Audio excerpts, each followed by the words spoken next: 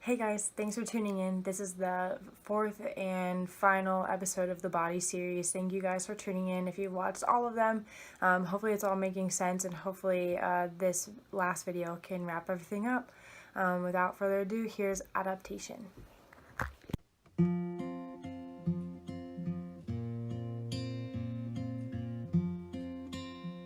So before starting the analogy, I wanted to kind of talk about strength a little bit, and not strength as far as building your muscle strength. That's a whole series down the road, but I kind of wanted to touch on the idea of weakness and what it looks like to not be in strength, and not necessarily what makes us weak, but how we get stuck in the weakness. And that's kind of what this video is all about, and looking at, the good news and the power that we have to get out of our weaknesses, and what makes us typically stay there. So kind of moving forward, before I start the analogy,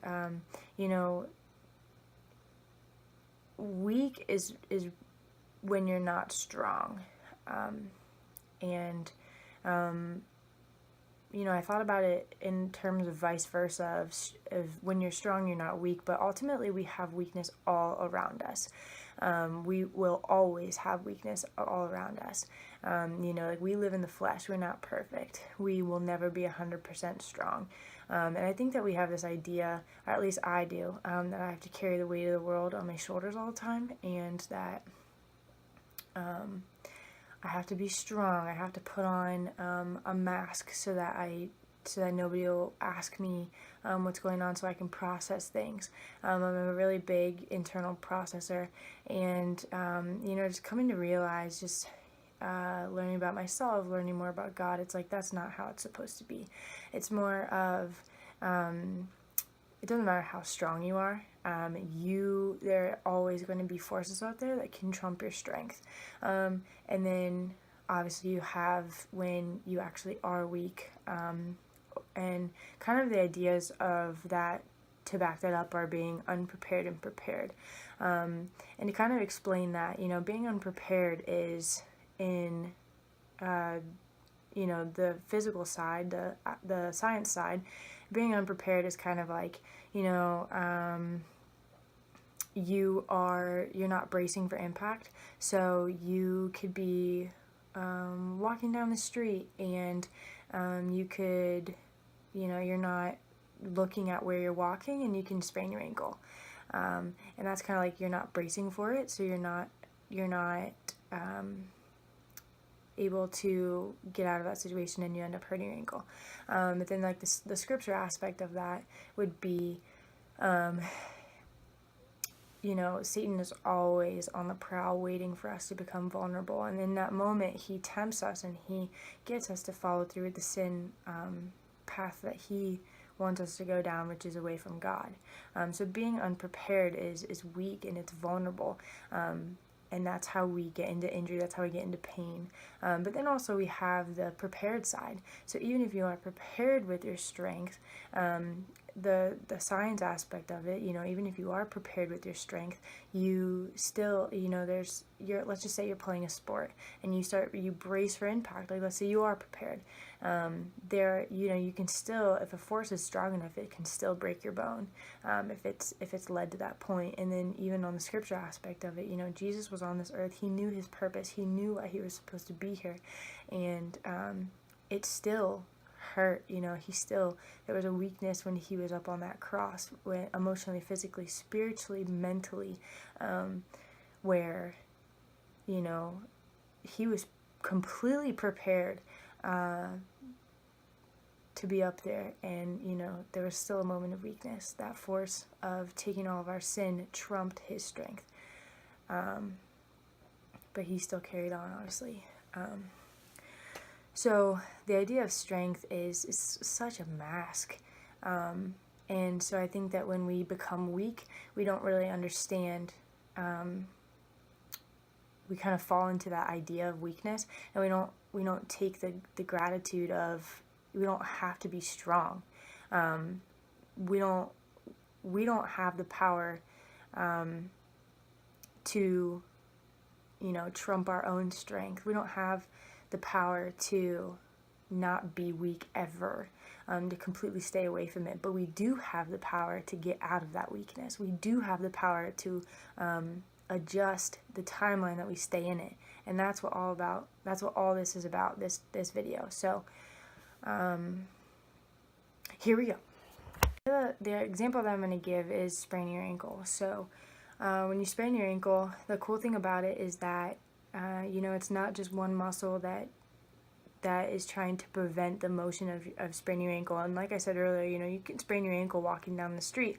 You can be like walking oddly on a flat piece of cement or even turf, or you could be you could not see a bump or something like that. You can easily sprain your ankle. It's one of the most common injuries out there. And that's one of the instances where you can be unprepared like that, or you can even be prepared. Like you could be playing sports against somebody, kicking a soccer ball at the same time somebody else is doing that. You can literally, it's one of those instances where, you can be prepared or not prepared, and you can still have the injury happen. So with spraining your ankle, a typical, if you have a first degree ankle sprain, that's pretty much a 1.5 max week return to play protocol. You use crutches for maybe 2 to 3 days to not be weight bearing, let it rest a little bit and heal. And then you kind of jump into, you're doing exercises, getting the swelling out, moving your ankle, keeping its range of motion, and you're gradually returning. So spraining your ankle is not necessarily a huge deal, especially for a first degree. Everybody's different though, everybody's going to feel it differently. But typically that's how it's going to go, and that's the example I'm going to use for both aspects of it. But with an ankle sprain, like, your muscles are trying to prevent that motion from happening, so they're going to be working opposite direction of the movement that your ankle is going, and in that instance, okay, so adaptation is this idea that you are becoming suitable for something. So in the idea of spraining your ankle, that's going to be your short timeline that you want to go through. So this kind of looks like, you use your crutches for a few days, maybe. It might be half a day, but you use your crutches to some point to heal, to rest.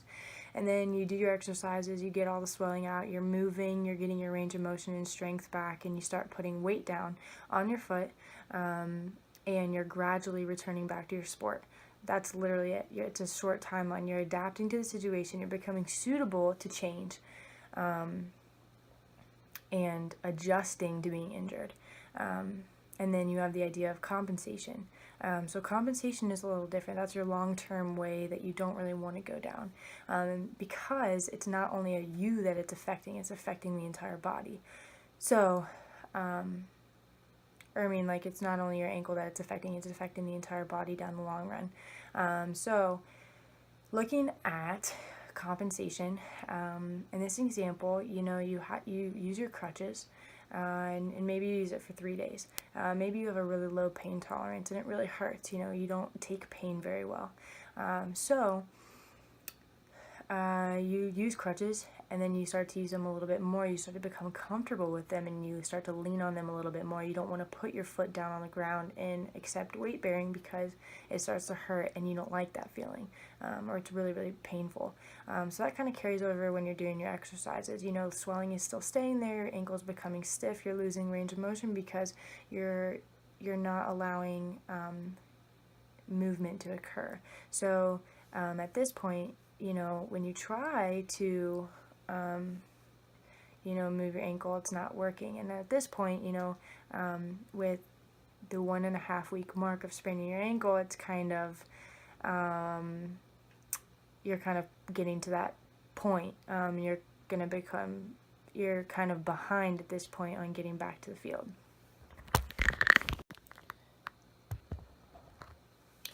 Okay, so looking at the chain, You know, when you are not moving your ankle and you're in the chain of compensation, this affects the entire body. And that's because, you know, when you have that fear, when you have that pain of not wanting to return because it's painful, or you think you're going to do it again, or you don't think you're ready, you're not going to fire your muscle fibers. And when you don't fire your muscle fibers, you're not going to be able to strengthen your muscles to not only get the swelling out, but also to strengthen those muscles so that they are stronger for you know, than before, obviously. So you're not strengthening your muscle fibers. So then obviously, if you're not strengthening your muscle fibers, then that's going to go to the individual muscles, and then those individual muscles aren't going to fire, and then that's kind of an umbrella of what I just said too, but and then your ankle's not going to move, and this is where it really starts to become a problem, because if your ankle's not moving, that's the first thing that hits the ground when you're walking. So if you only have a few degrees of motion, then all of the rest of the body has to make up for it. So your knee has to overcompensate actually, to make up for the degrees that the body's lacking, or that the ankle is lacking. And then it even goes up the chain to the hip and to the core. That's why a lot of the time when people have foot problems, it can lead to low back problems too. And even like there are some aspects of like shoulder issues, because it travels up the entire body, because that it can go lopsided too. So all because of the lack of range of motion. So it's one thing to have actual pain, that's one thing, but there is another point where your body does know when you're able to return. And you know, timelines are different for everybody, but if you stay stuck in that fear, then everything's going to start to become stiff. So there's a point where you kind of have to push yourself. But those initial days when you have your crutches, like those are perfect days to rest, to heal, to like be in the moment of, oh man, I'm injured. Oh man, you know, I got to push myself. That's kind of the beginning stages of motivation, but also kind of like you're allowed to rest, you're allowed to use your crutch. But when you start to overuse your crutches, then that's when you start to lean and become comfortable, and that's when you start to lose the motivation to move on. So looking at the scripture side of everything, in weakness, you know, we are not supposed to be working by ourselves. With the ankle sprain idea, you know, more than one muscle is trying to prevent that ankle sprain from happening, and that's the same thing with community. Like the reason for community is just all working together as one, being strong together as a group, and ultimately that makes a stronger body. So with the idea of being by ourselves, you know, muscles are not supposed to be by themselves, sorry, clashing them both. They're not supposed to be by themselves. That's why they're next to each other. That's why they're working similarly in different ways, but also having their own ways to move, because that's just the way that we were designed to be. That's how we become stronger. We're not strong by ourselves.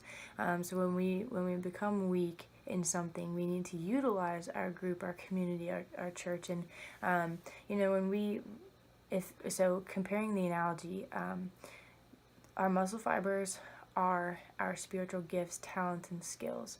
So, you know, if a muscle in the science realm is not being ignited by their muscle fiber, like I mentioned earlier, then it's not going to fire the muscle, and so forth down the chain. That's the same thing in the scripture realm too. So if we are going through some sort of pain or fear,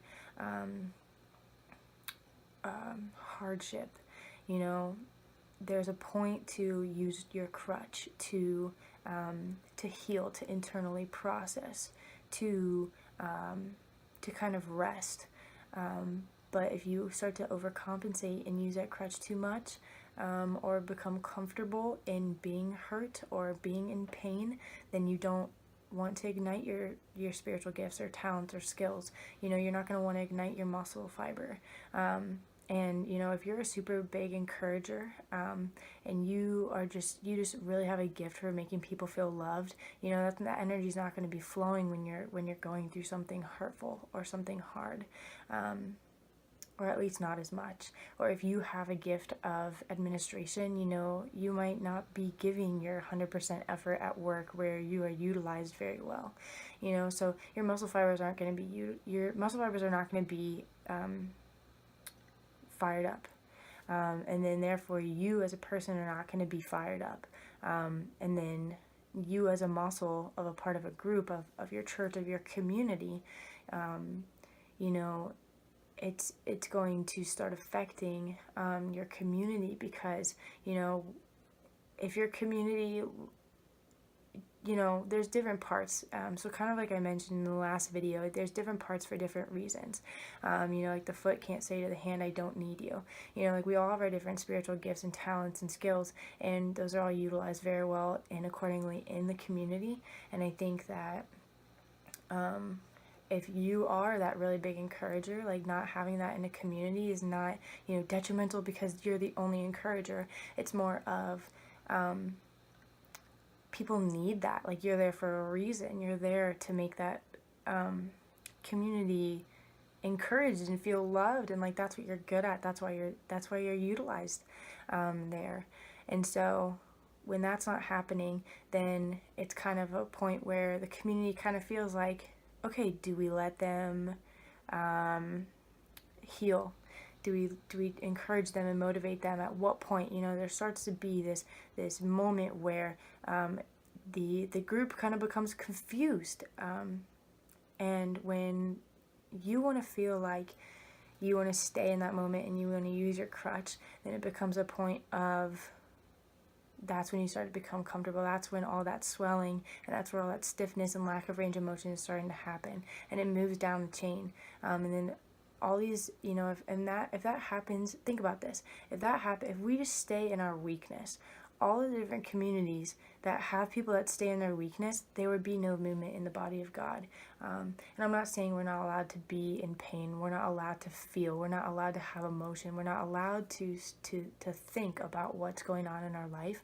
But I think there is a point where if you don't move past the point that you're able to go back to moving, to utilizing your strengths and your skills, if you stay comfortable in that weakness, as muscles, we, following this analogy on the scripture side, we are supposed to be working together, kind of like with the ankle analogy.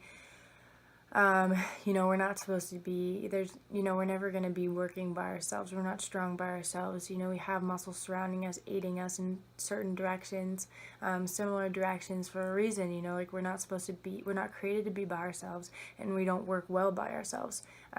So when we're weak, we cannot lay in that idea of being by myself. Like I said, there's a time for crutches. There's a time to utilize internal processing and healing, but when you overuse your crutch, then you start to compensate, so then the idea of community, church, friends, family, your connection with God is so important in those moments of weakness, but I'll talk about that in a second. So ending this on a good note, it's kind of hard to think about the fact that we're always going to have weakness around us, and the idea that, weakness, just nobody wants to be weak. Nobody wants to have the idea in their head that they're not being strong at that point, but it's not about not being strong. It's about finding the momentum within yourself to get out of a deeper web that you can create by becoming comfortable in the weakness that you're in. It's so much more than just, I'm not being strong today, or I'm not being, I'm not lifting up the world. It's more of, I need to rebuild in an area. I need to take the appropriate amount of time to build And ultimately it's a good thing. Like when you do sprain your ankle, your muscles end up being stronger than they were before you injured your ankle. So the outcome of weakness is you do become stronger through it. And you always will have the choice to adapt or compensate to pain, to fear. You can live in that as long as you want. You can compensate as long as you want. Just the straight facts are, it's not just you that gets affected through that. And then adapting, it's a shorter timeline. And there's really, really hard things. And like I said, there's different timelines. There's different levels of pain that we all go through. People experience pain differently. And these are all different analogies that'll be coming out later. So hopefully it'll all make sense then too. But it's just kind of the idea that, when we have something hard that we're going through, like I said a few times before, it's just, there's a point when you just have to find the momentum in yourself to get out of it. And if not, it'll become stiff, and you won't want to move. You won't want to fire anything. And ultimately, if that's a choice that you make, then God will get you out of it. And if it's not the choice you make, you choose to adapt, then God's going to get you through that too. That's why, Jesus dying on the cross for our sin, we're in the flesh, we're always going to be in the flesh. But Jesus dying on the cross for our sin was a gap, was a bridge for us to become connected with God. And that one of the amazing things that happens with that is the idea that since we'll have sin and weakness all around us, like, we also have a God that's going to continue to love us no matter what. And he will always be with us. He will always be loving us, helping us, always encouraging us. And whether you know him or not, I hope that you can take some sort of knowledge and feeling of truth with that. And even with community as well. He's going to put you in some sort of community that's going to encourage you, or it's going to try and give you momentum to get out of anything that you're going through. And things take time, things are gradual, but we have that choice. So I really hope that you guys like the body series. The next episode that comes out, I think it's just going to be just a regular episode analogy, but there are a few series planned in the future. I think I have about 32 episodes planned, so stay tuned. Thank you guys so much for watching, and have a great holiday season.